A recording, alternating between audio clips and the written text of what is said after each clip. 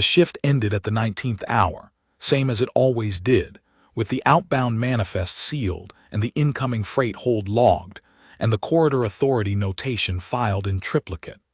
I had been doing this for 4 years at Kelorvath Spur 2, long enough that the forms had stopped feeling like forms and started feeling like breathing.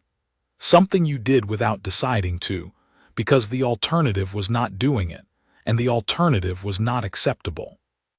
4 years on the same dust-dry moon, the same corridor, the same gray-brown planes running to the horizon, and the horizon holding nothing but more planes, and the occasional antenna cluster from the relay station 40 kilometers south. 4 years of sealed manifests and filed notations, and the same low hum of the station's environmental systems, which had a timing irregularity in the secondary filtration cycle that I had reported twice and that had never been repaired, and which I had long since stopped noticing, except on the nights when the filtration cycled at the wrong interval and woke me up, and I lay in the family accommodation bunk staring at the ceiling thinking about Myra's mother. That was not most nights. Most nights I slept adequately.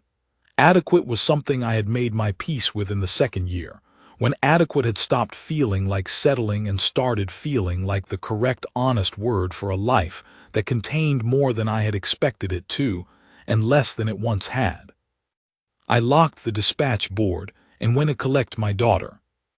Myra was in the family accommodation corridor, where she always was at the 19th hour, sitting cross-legged on her bunk with a vocabulary module open on the tablet I'd found in the salvage intake 3 months after we arrived. Someone had left it in a resettlement freight container, not valuable enough to be claimed cargo, not damaged enough to be discarded, so it had come to me through the station's found property process, and I had formatted it and installed the modules Myra wanted, and she had been using it every evening since. The module currently running was Veldaren. She had requested it herself after the Orithvel family arrived in Unit 7, 8 weeks ago. Myra had decided, with the cheerful certainty that she brought to all of her projects, that not speaking Veldaren was a correctable problem, and she intended to correct it. She had learned, at that point, approximately 43 words. She used most of them with the wrong tonal register, which in Veldaren produced sentences that were grammatically accurate but socially strange, the equivalent of speaking to a stranger at a formal event in the register you would use to tell a close friend their shoelace was untied.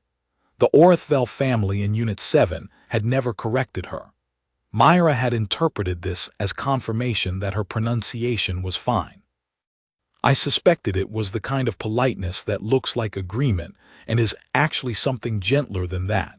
But I had not said this to Myra, because the inaccuracy was not causing any problems and the confidence was good for her, and I had been doing this long enough to know when to let a thing run. "Canteen," I said from the doorway. She looked up. She had her mother's eyes, that particular quality of attention, the way a question formed before the mouth was ready to ask it.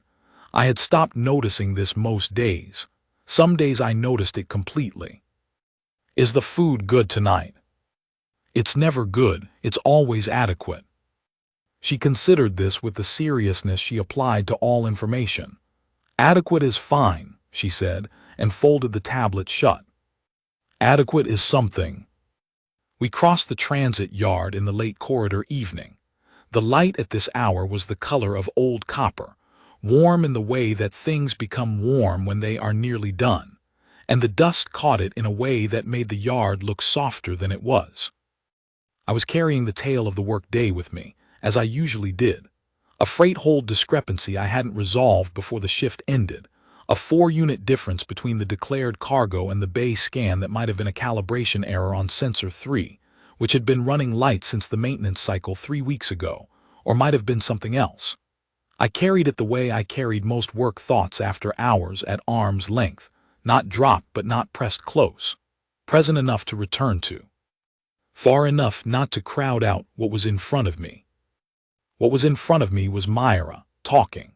She was explaining the Veldaren tonal distinction between formal and informal second-person address, which the module had covered in the previous session, and which she was working out by talking through it aloud, because Myra processed information by externalizing it.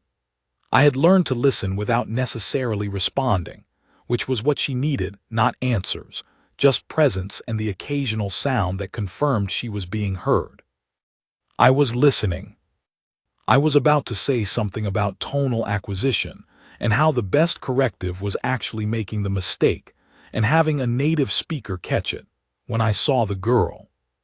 She was standing near the service hatch on the exterior wall of the canteen building, the one that opened onto the transit yard during meal hours, so that people who had missed the main entrance line could collect a meal without coming through the building. The hatch had been closed for 20 minutes. The yard service ran until the 45th minute of the 18th hour, and it was now the first quarter of the 19th. The main canteen service inside still had 45 minutes, but the hatch was closed and would not open again until morning. She was standing in the space where the hatch had been. Not quite in front of it, a meter to the right, which was the placement of someone who had been standing in front of it and had moved, or who had approached it and then positioned themselves slightly to the side, as though the approach was incidental and the standing here had some other purpose. She was not doing anything in particular. She was standing the way you stand when you have been somewhere for long enough that leaving requires a decision, and you have not quite made it yet. Smaller than Myra, and Myra was not large for 8. The light was playing in her favor. The copper evening light turned the ash-silver skin warm, almost bronze, but I registered the color for what it was, and the pointed ears, and the oversized dark amber eyes that were currently focused on the middle distance to the left of us. Not looking at us. Specifically not looking at us. Then the eyes moved. They moved to Myra's hand, which was holding a bread roll I had picked up from the station bakery counter that morning. Myra was saving it for after the canteen meal, because she had opinions about eating order that I had long since stopped debating. The bread roll was wrapped in the station bakery's standard paper, and it was nothing special. The bakery produced 2 kinds, both adequate, but it was bread, and it was visible, and the girl's eyes found it and held it for exactly 2 seconds. Then the eyes moved away, down to the ground to the right of her feet, and she began to turn, the deliberate, measured turn of someone who has decided to leave, and is making the leaving look like it was always the plan, like she had only paused for a moment, like she had not been standing in front of a closed food hatch for however long she had been standing there, and like she had no particular relationship to the smell of the food that had been served through it. I called out before I had decided to. "Hey," I said, not loud, not sharp. The tone I used when I was flagging something at the dispatch desk that needed attention without making it an emergency. The tone that said, "I see this, we're going to address it, nobody needs to panic." She stopped. There was a moment of complete stillness. Then she turned back, and I had crossed half the distance to her without registering that I was moving. I looked at her. She looked at me, the amber eyes doing something complicated, assessing multiple variables at once. "Canteen still open inside," I said. "The yard hatch closes at the 45th minute of the 18th, but the inside line runs until the 20th hour." She looked at the canteen building, then back at me. "I am not part of the processing cohort," she said. Her compact standard was careful, each word placed deliberately, the slight regularity of someone who had learned the language from materials rather than from people. "The canteen service is for station staff and resettlement processing residents. You're on the station. I am in transit documentation status. I have not been assigned to a processing group." I looked at her. I looked at the closed hatch. I thought about the 2 seconds her eyes had been on the bread roll and how quickly they had moved away. "What's your name?" I said. "Abit Sale." "Sale, I'm Kale. This is Myra."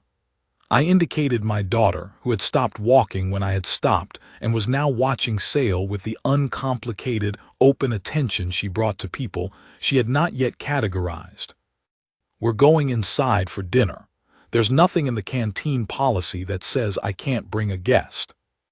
I had, in fact, not reviewed the canteen policy in detail. I was the dispatch coordinator, not the canteen administrator. But the canteen administrator was a woman named Vess who had been running the evening service at Kelorvath Spur 2 for 6 years, and who had the specific warmth of someone who has spent a long time feeding people and has developed strong opinions about not failing to do so, and I was reasonably confident in my read of her character. Sale held very still. She was running something, an internal assessment, parameters I couldn't read. I do not want to cause a problem, she said. You won't. Another pause.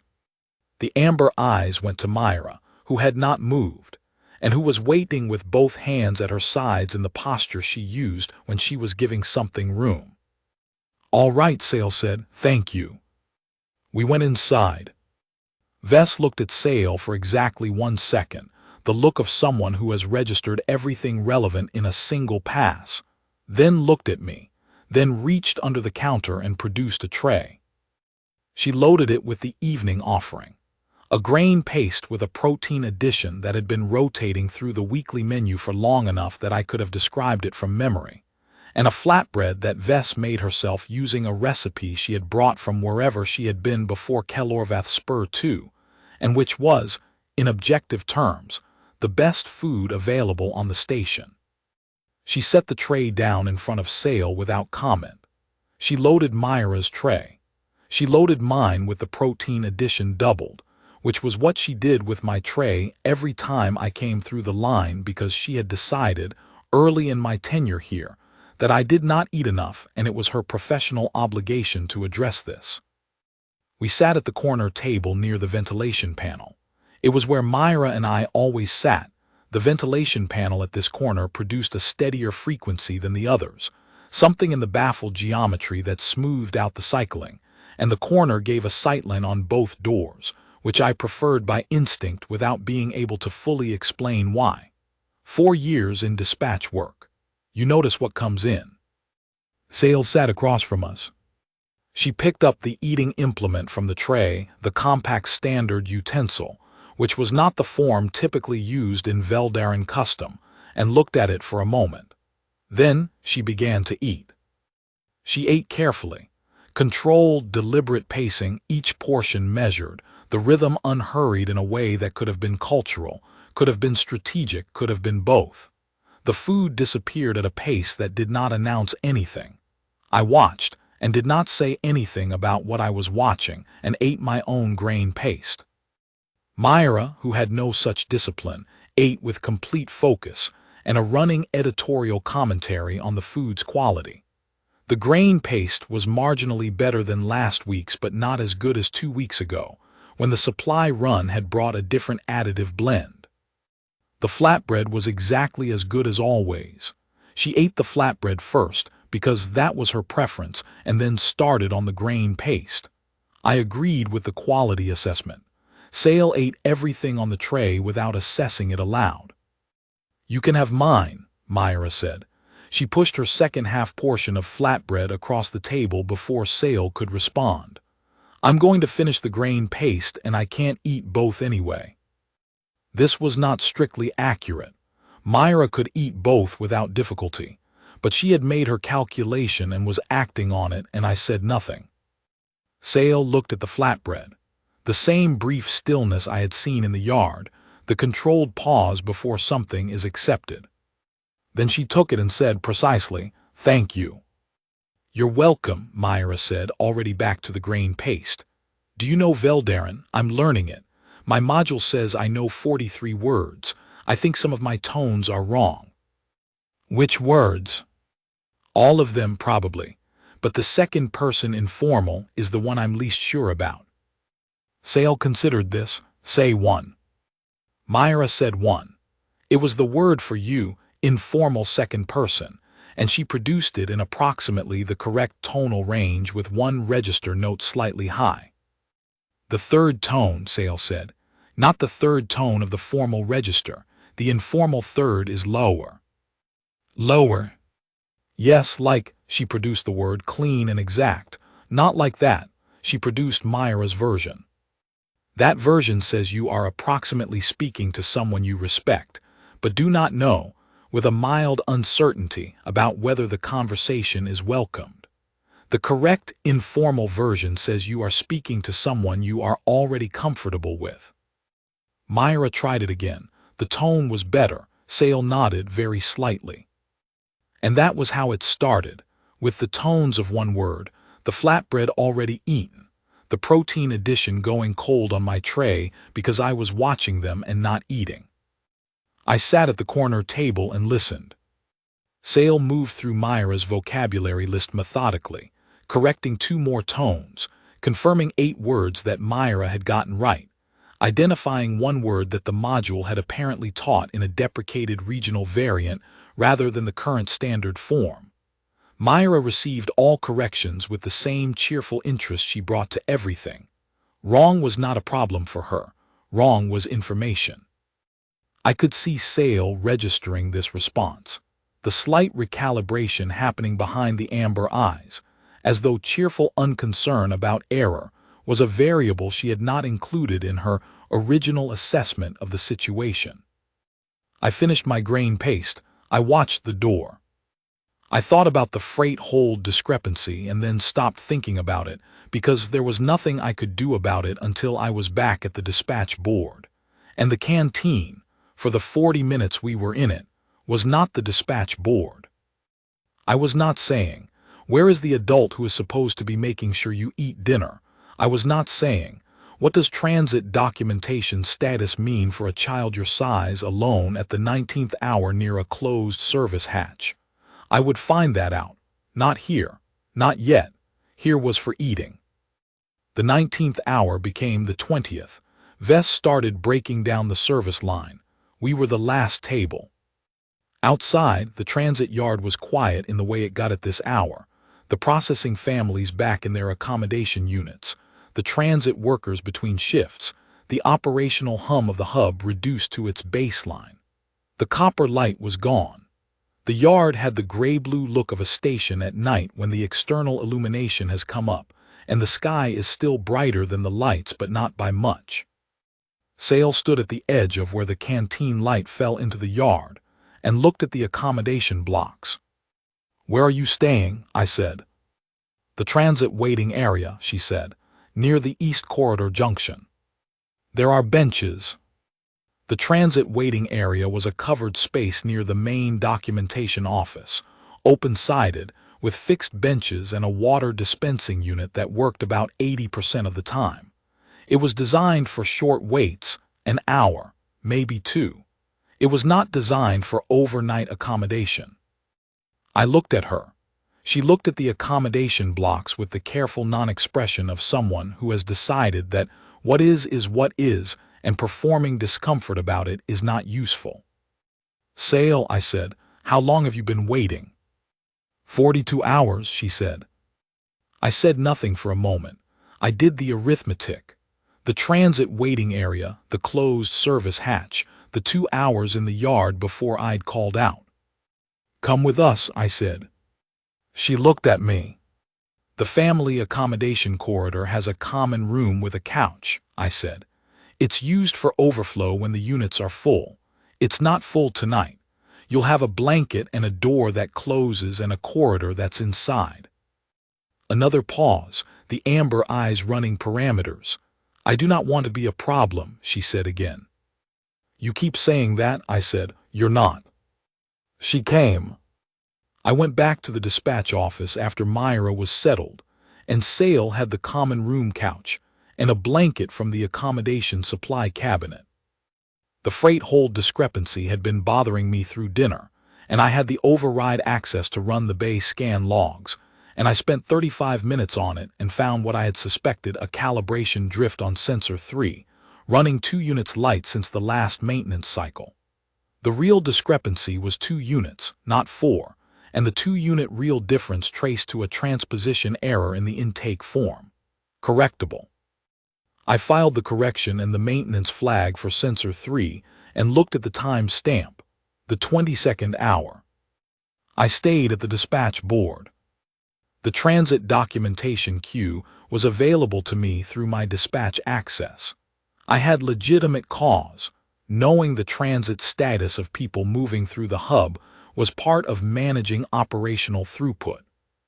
I had used this access hundreds of times for the purpose it was designed for. I used it now to find one name. Sale, no family identifier entered yet. The entry had been created 43 hours ago, 43, not 42. She had probably rounded down, or had lost track of the last hour somewhere in the transit waiting area with the benches and the water dispenser that worked 80% of the time.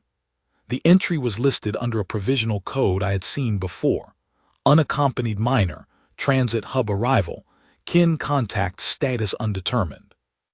The code triggered Section 7 of the Compact Transit and Resettlement Code, which required a welfare assessment within 48 hours of code entry. 43 hours since entry, 5 hours until the assessment window closed. I looked at the contact field. There was a name, a transit registration, a station identifier. Kesorveth Station, 14 transit hours from Kelorveth Spur 2. The name in the Veldaren lineage notation, I had learned enough of the structure to read the relationships, was an aunt. Koreth Veldaren, registered kin contact. Last documented location, Kesorveth Station. Then I looked at the assignment field. The assignment field had a notation I had not seen before on a welfare intake entry. It was not a welfare assessment assignment. It was a placement inquiry notation, filed by an external entity, under a code I had to look up. Section 11, Compact Resettlement Code, Placement Services for Unaccompanied Resettlement Minors. The filing entity was Velketh Secondary Welfare Services. I knew the name. Velketh moved through corridor hubs on a regular rotation. I had processed their documentation at the freight desk, cargo manifests, mostly transit authorizations, the occasional personnel filing. They had a larger operation than their documentation implied. Placement services for unaccompanied resettlement minors was, in the Compact Code, a registered category of welfare provision. In practice, the placements were labor assignments. Light work, their documentation called it. Appropriate for the minor's developmental stage. I had never had cause to examine what that meant in specific terms. I was examining it now. The inquiry was dated 31 hours ago. 12 hours after Sale's transit code had been entered. There was a counter-notation from the hub's welfare intake administrator, Orith, a woman I had dealt with in a professional capacity 4 times, always efficient, always precise, the kind of administrator who ran a 1-person office like a 2-person office because that was the only way to keep it functional. Her counter-notation said, pending 48-hour assessment window, no placement action prior to assessment completion. The 48-hour assessment window, 5 hours from now. I read Section 7, Subsection 3. I read it twice. The provision on kin contact suspension was clear. A placement inquiry must be suspended for the duration of kin contact resolution, provided that the kin contact demonstrated active transit intent to the hub within 6 hours of the suspension filing. I picked up the desk comm and dialed the Kesorveth station contact number in Sale's file. It connected on the 3rd ping. I had expected a recorded message system. Instead, a Veldaren woman, copper-rose skin, silver-white hair drawn back in a simple gather, pale amber eyes a shade lighter than the ones I had sat across from at dinner. She was awake. It was the 22nd hour and she was awake, and she looked at me through the screen with the focused steadiness of someone who has been waiting for a call that has been a long time coming. "You are calling about Sale," she said. "I'm the dispatch coordinator at Kelorveth Spur 2, Kale Doven. She's here and she's all right. She's been here 43 hours. The woman, Koreth, closed her eyes. 2 seconds. Exactly 2. Then she opened them. "I have been attempting to reach the hub's welfare office for 31 hours. The line connects to a recorded message system. The recorded message directs me to the transit queue documentation portal. The transit queue portal requires a hub station ID that I do not have. I have attempted to obtain one through 3 separate channels and have not received a response. The welfare intake office runs on single-person staffing, I said. Orith, the administrator, is efficient, but her queue runs chronologically, and the portal ID requests go through a different system. There's a processing lag. I paused. Section 7 of the Resettlement Code has a direct contact line for registered kin contacts on welfare intake cases. It bypasses the queue system. I can give you the access code. You file through that line tonight. I attach a documentation flag for Orith's first review queue. The placement inquiry on sales file has to suspend while the kin contact is active. There is a placement inquiry. Yes, Velketh Secondary Welfare Services. Filed 31 hours ago. The pale amber eyes did something I did not have the framework to read precisely, but the register was not ambiguous. I know this name, she said, in the tone people use when knowing a name is not a good thing. Yes, I said. One word in Veldaren, delivered quietly, in the direction of the desk rather than the screen. The filing will suspend the inquiry while kin contact is active, and you're demonstrating transit intent, I said. Once you send the boarding confirmation from wherever you connect to transit tonight, the suspension is firm. How long do I have?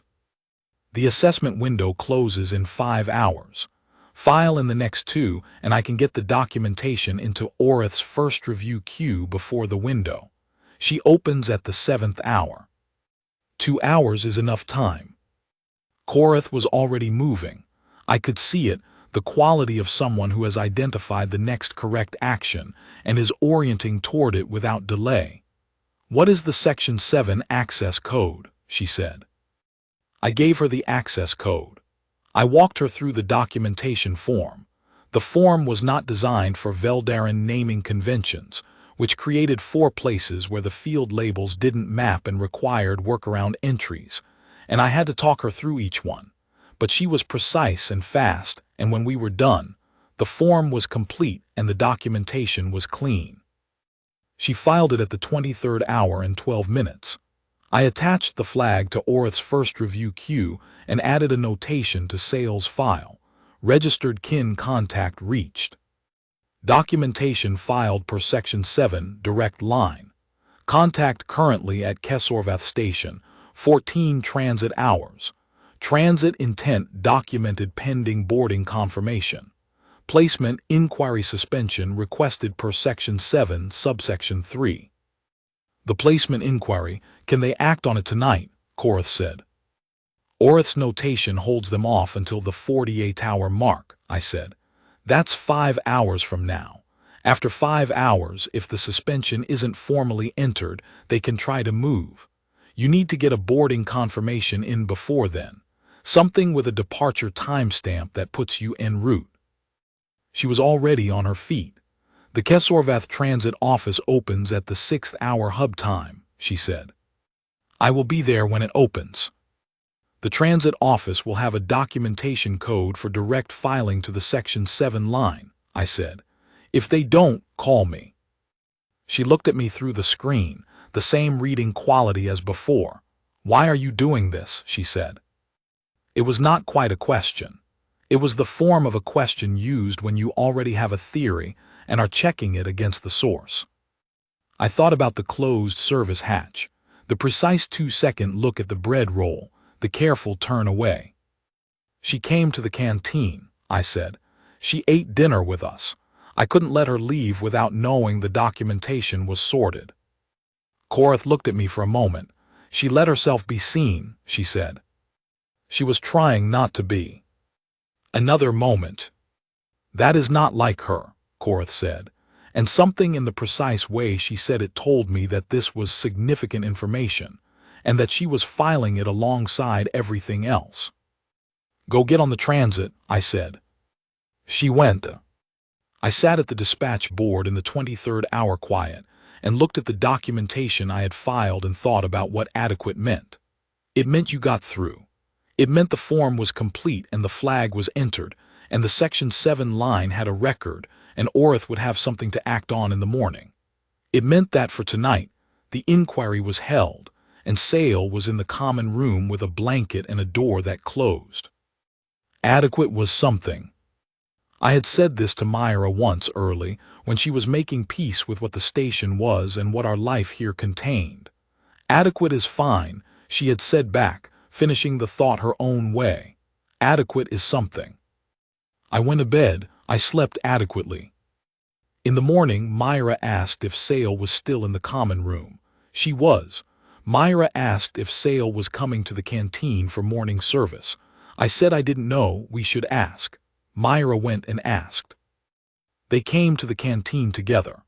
Sale sat across from us again, at the corner table, and Vess loaded her tray without commentary and with the extra portion that had, apparently, been retroactively added to Sale's standing order, because Vess had made a decision at some point in the previous 12 hours that she was not revisiting. I ate and watched the door and watched Orith's office window from where I was sitting, which had a sightline to the welfare intake office doorway. Orith came in at the 7th hour and 4 minutes. At the 7th hour and 22 minutes, the Section 7 suspension was formally entered on Sale's file. At the 7th hour and 26 minutes, a counter-notation appeared from the Velketh Inquiry Administrator, a formal objection citing Section 11 subsection 2, the provision allowing expedited processing when a transit hub's welfare intake detention exceeded the 48-hour threshold. Sale's intake code was 48 hours and 37 minutes old at that point.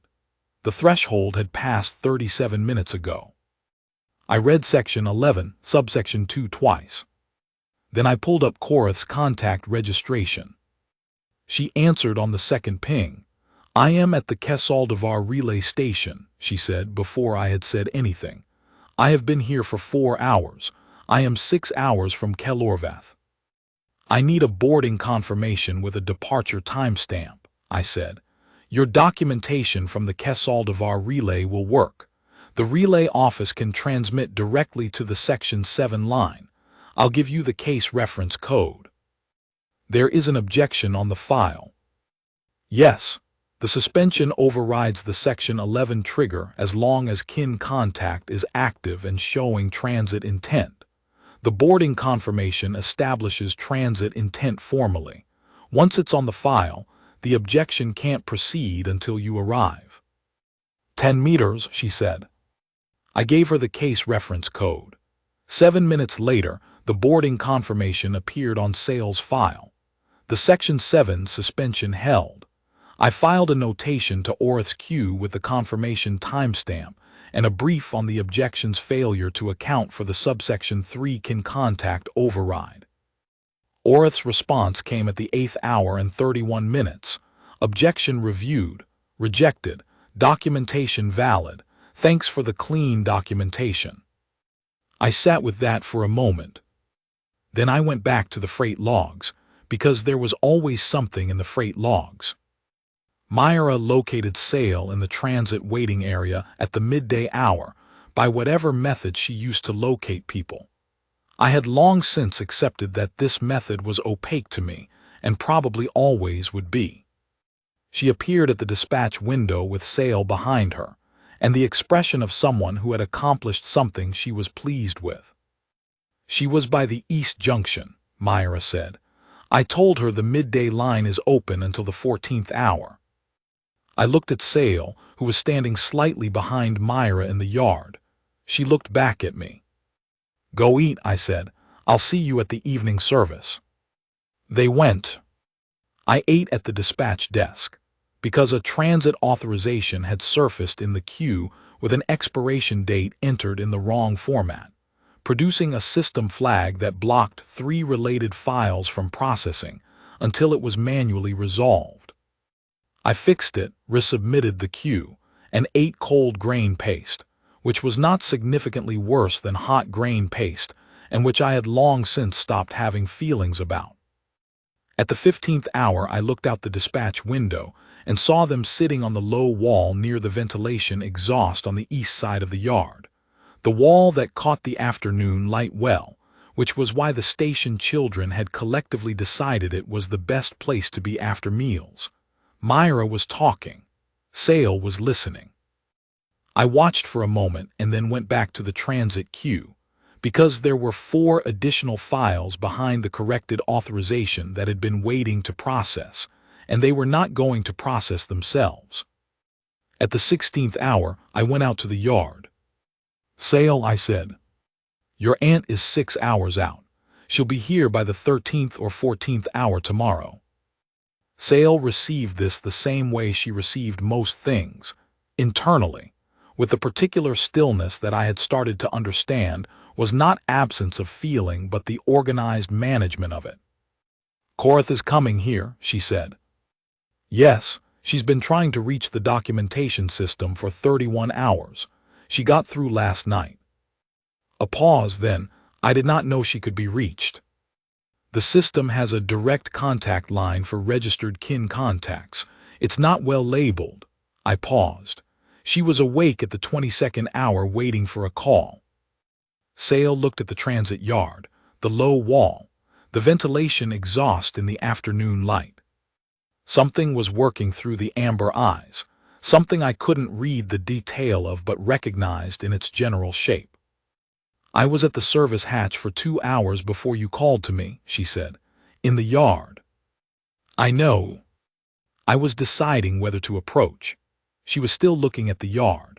The resettlement protocol for unaccompanied minors in transit status specifies that hub resources are available only to assigned processing cohort members. I had been told this when I arrived. I did not know if it was strictly accurate or if it was the summary that transit officers provide to reduce demand on the service. "It's the summary," I said. "The actual policy is broader." "I did not know this," she paused. I was also deciding whether the food was for me specifically, or whether it was for people generally, or whether the difference mattered. I looked at her. "It doesn't matter," I said, "not to me." "Why not?" I thought about this. I thought about what I actually meant, as distinct from the several adjacent things I could have said that would have been true but not as true. "Because you were hungry," I said, "and you were trying very hard not to show it, and that's the thing that does it, that specific combination. It doesn't ask me to think about it. It just produces the response." She was quiet for a moment. Then, "Myra said you taught her this. That a child being hungry within reach of food is not something to let continue." I looked at Myra, who was watching both of us from the low wall with both hands in her lap. She had, apparently, said this to Sale at some point in the afternoon, without mentioning it to me. She looked back at me with the expression she wore when she has said something she stands by. "That's what I taught her," I said. Sale said one word in Veldarin. She said it quietly, directed at the transit yard rather than at me, the same way she had said the formal parting words the following day, directed at the middle distance, as though the word required space to land in. "What does that mean?" I said. She looked at me. "It is a specific word in Veldarin," she said. "There is not a clean equivalent in Compact Standard. The approximate meaning is, the one who fed me first. In Veldarin, when you are without resources and someone provides for you, specifically the first time, the first person, there is a word for that person. It belongs to the same register as the words for family and close companions. It is not the same word, but it is in the same register." Myra from the low wall, "Is it a good word?" "Yes," Sale said, "it is a very good word." Evening came. We ate at the corner table, the same as the previous night, except that Vess had apparently updated her baseline for Sale's tray to include the extra portion as a default, which I did not comment on, and Sale did not refuse. Myra taught Sale 3 more Veldarin words. This time, Sale corrected the tonal placement on 2 and confirmed the third as already accurate, and Myra received the corrections as useful information and tried the corrected versions until she had them. And Sale watched this process with the focused attention of someone who is recalibrating towards something she did not expect. At the 21st hour, after Myra was in bed and Sale had the common room couch again, I was at the dispatch board when the Velkith Inquiry Administrator filed a second objection. This one cited a clerical irregularity in my Section 7 kin contact documentation. The form had been submitted by a dispatch coordinator rather than a welfare intake officer, and the objection argued that only intake-qualified staff could submit Section 7 documentation. I read Section 7 again. The submission provision said, any hub staff member with transit queue access, not intake-qualified, any staff member. My transit queue access was documented in my staff credentials. I had filled in my role accurately on the form, dispatch coordinator. I filed a response. I cited the relevant section and subsection. I quoted the specific language. I attached my credentials. I filed it at the 21st hour and 47 minutes, which was late. And I was tired in the way you get tired when you have been doing a thing for 22 hours while also doing the regular thing.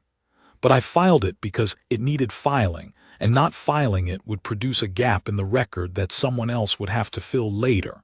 And I did not leave gaps in records for other people to fill.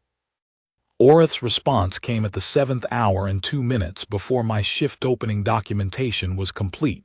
Objection reviewed. Rejected. Documentation valid. Please advise if further interference from external party. I will escalate. The Velkith Administrator did not file a third objection. Korith came through the main transit gate at the 13th hour and 22 minutes. I saw her from the dispatch window, taller than I had registered from the comm screen, with the particular quality of movement of someone who knows where they're going. She stopped inside the gate and looked around the yard with the focused efficiency of someone identifying a specific variable in a complex field. I was at the window. I flagged her. She came to the dispatch window and looked at me. I had the sense of being read in the specific way she read things, thoroughly, accurately, efficiently. 2 objections, she said.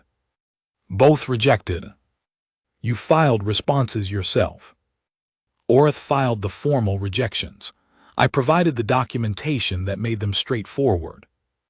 She looked at me for a moment more. She's in the east yard, I said, near the low wall. My daughter is with her. Korith looked toward the east yard. I watched her face do something that was not quite what a human face would do but was recognizably in the same register. Then she said, she let herself be seen. She was trying not to be. She was standing in front of the closed service hatch. She was hungry. Yes. Korith said nothing for a moment. Then, why did you do this? I had been asked this question 3 times in 2 days, once by Korith on the comm, once by Sale in the yard, and now. I had given variations of the same answer each time.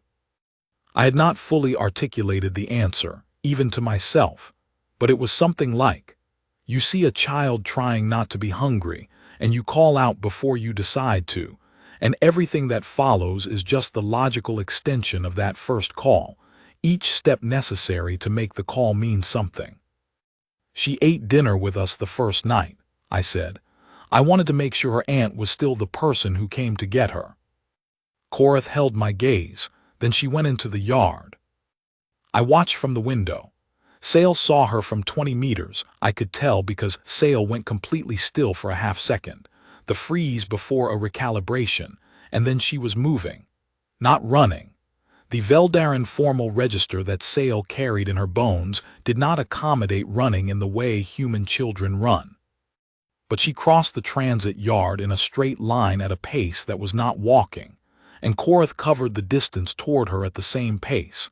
And they met in the middle, and Korith put her hand on the back of Sale's head in a gesture that was practiced and specific, and that had a name in a language I didn't speak. And Sale stood very still inside it, and neither of them said anything for several seconds. Myra was on the low wall. She looked at the dispatch window and found me there and raised her hand. I raised mine back. The rest of the afternoon was documentation. Orith processed the kin contact resolution efficiently. It was complete by the 15th hour, with the Velkith inquiry formally closed and the file updated. Korith had a transit connection at the 18th hour. They came to the canteen for the late afternoon service. Korith and Sale and Myra at the corner table. Vess served everyone with the same systematic generosity she had been applying to Sale's tray for the past 2 days, extended now without comment to the third Veldaren at the table.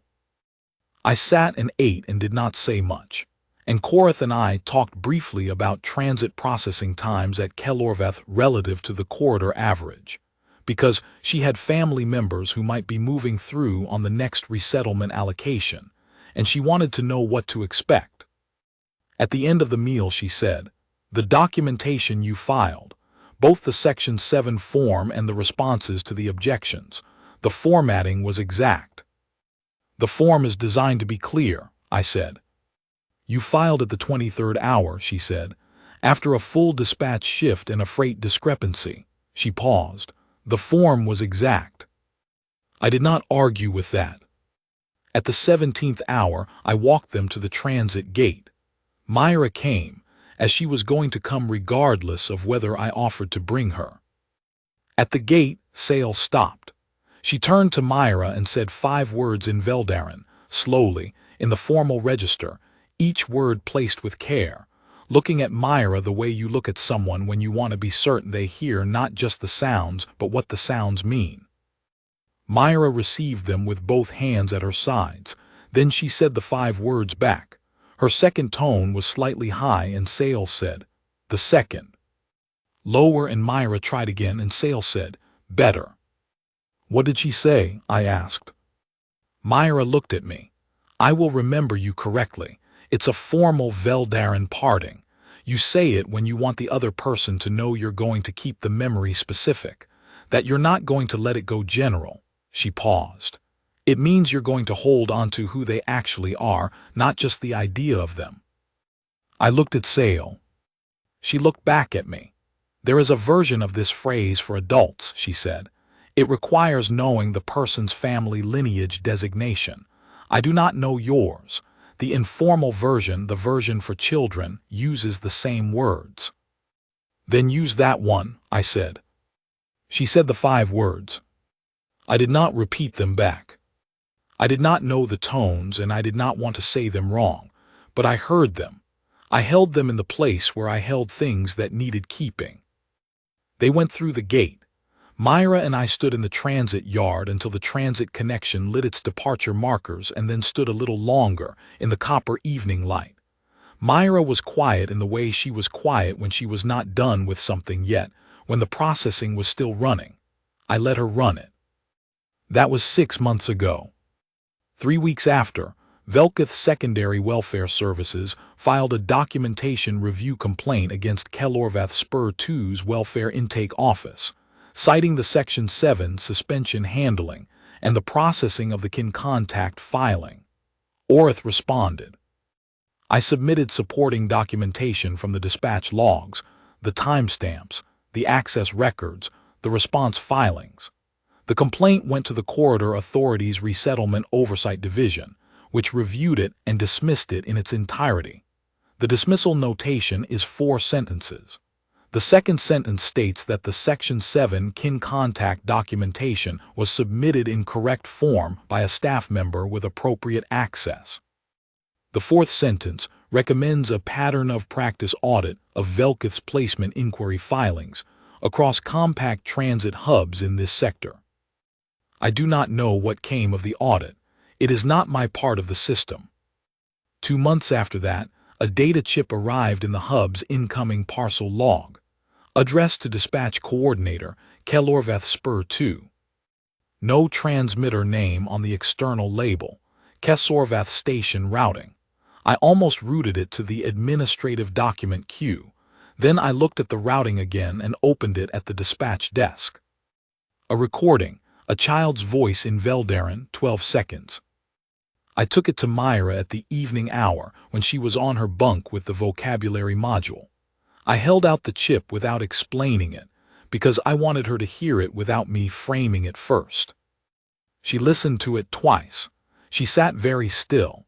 Then she looked up with the expression she wore when something confirmed something she had already known.